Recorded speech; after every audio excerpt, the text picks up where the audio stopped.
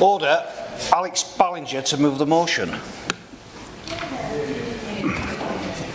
I beg to move that this House has considered the severe and far-reaching harms of gambling in the United Kingdom.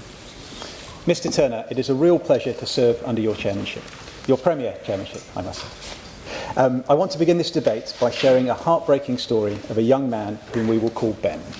Tragically, last year, at the age of just 19, Ben took his own life. Ben was addicted to gambling. In the 2 months leading up to his tragic suicide, he received 63 promotional emails from a single gambling company. 63 emails, despite his addiction, relentlessly encouraging him to gamble. Despite his attempts to manage his gambling, Ben could not avoid being drawn back in by these persistent efforts and ultimately felt there was no way out. Of course, Ben's story is not an anomaly. In fact, around 40% of gamblers who seek treatment in the UK have considered suicide.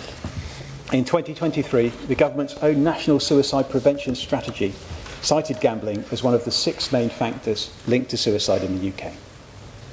Ben's story is one example of how gambling addiction can lead to a tragic end, but Ben represents just one of the approximately 400 people across the UK who lose their lives to gambling each year. Last week, I had the deeply moving experience of meeting families who have lost children to such suicides. Their grief and pain are unimaginable, and their stories underscore the urgent need for further measures to address this crisis. During this meeting, I spoke to Liz. Liz and Charles Ritchie lost their son Jack in November 2017. Jack was aged just 24. He had started gambling when he was 17. It was fixed odds betting terminals that got Jack into gambling. As we know, these terminals are extremely addictive, and Jack found it increasingly difficult to stop. Jack reached out to his parents, and they helped him exclude himself from his local bookmakers. But Jack was then drawn into gambling online. Jack again looked for help, this time installing blocking software on his computer. And over the years, Jack managed to stop gambling for long periods of time. But the ubiquity of gambling marketing during his time at university made it impossible for him to escape. Finally, in 2017, Jack was lured back into gambling and relapsed for the last time.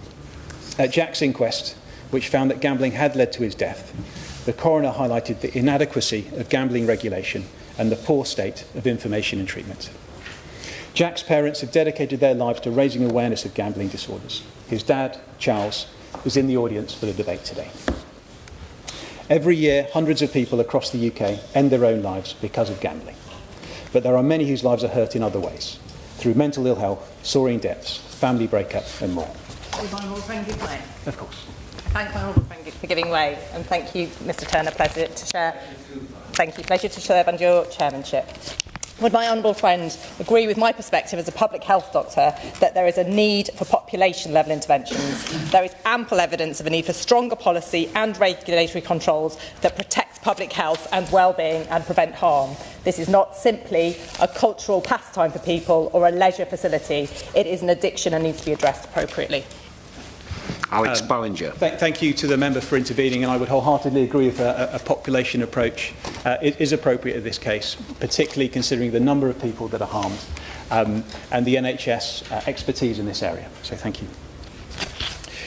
As a country, we are now experiencing record levels of harm caused by gambling. The most recent statistics from the Gambling Commission show that the scale of harm in the UK is huge, with 2.5% of adults, well over 1 million people, experiencing the most severe gambling harms. The Royal College of Psychiatrists tell me they have seen a 3-fold increase in those referred for gambling treatment since people moved online during the pandemic. And the Dudley-based Gordon Moody charity, who provide gambling treatment centres across the West Midlands, tell me they have seen an increase in referrals, especially amongst younger people. Last year they received 12,000 applications for their 6-week treatment programme. This clear spike, I will happily give it.